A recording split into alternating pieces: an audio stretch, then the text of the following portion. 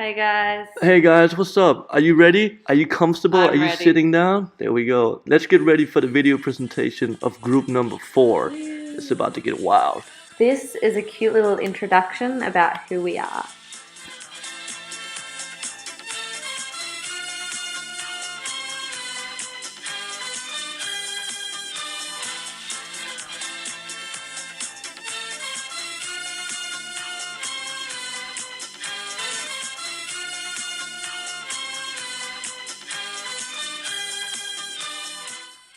In the fifth semester, we are dealing with the refurbishment of an existing residential building. Our project is a renovation of an apartment block on Österlel 3A to 3B in Horsens. The block is a social housing project, meaning that the tenants are the clients and have a say in the decision making. Our aim for this semester project is to renovate this building in a sustainable way according to the Energy Renovation Class 1. The first phase of this semester was an introduction to the registration process. After analyzing the drawings, we went to inspect the current condition of the building and the outside areas, taking pictures, doing the documentation, and measuring and making sure the building is built according to the drawings. The Osterlel apartment block is a typical Danish brick building constructed with the principles from the 50s. During our inspection, our main focus was kept on the internal walls and the Storey partitions. Alright, let's talk about internal walls. To start off with, here's a picture of Alex inspecting a wall at Österlel. All the load-bearing walls and non-load-bearing walls in the building from the basement floor to the top floor are made out of masonry bricks. As you can see here in the section show with the highlighted walls, you can see how they're placed on top of each other with a decreasing thickness. As you can see here in the section shown, the highlighted walls with red is the internal load-carrying wall. It stretches longitudinal across the whole building and helps carrying up the story partitions. It's decreasing in thickness as we go higher and higher on the different levels for a more lightweight construction. This is the section showing the staircase of the building. Marked in red is the internal load-bearing wall that together with the external wall holds up the staircase in the building. Brick facts. To classify a wall as a heavy wall, it needs to only weigh 150 kilos per square meter or more. A standard normal brick wall weighs 200 kilos per square meter. The various thickness of the internal load-bearing wall is changing from 350 millimeters in the basement and is ending up at only 120 millimeters in the attic for a more lightweight construction. Hey guys, so we have highlighted the different walls in the building and their different thicknesses. As you can see, they're marked out. So the internal walls in the basement floor plan are marked in the watermelon-ish colour, and they are 350 millimeters thick.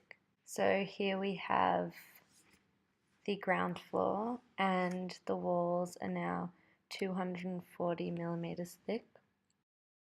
And in the attic, the walls are now 120 millimeters thick. Originally, the building was designed with a 10mm plaster layer to protect the walls. Nowadays, since some renovations have happened, you will find walls around the building that has been fixed with plaster boards instead. So what we learned about the internal walls was The internal, load-bearing, longitudinal wall is really important for the structure of the building.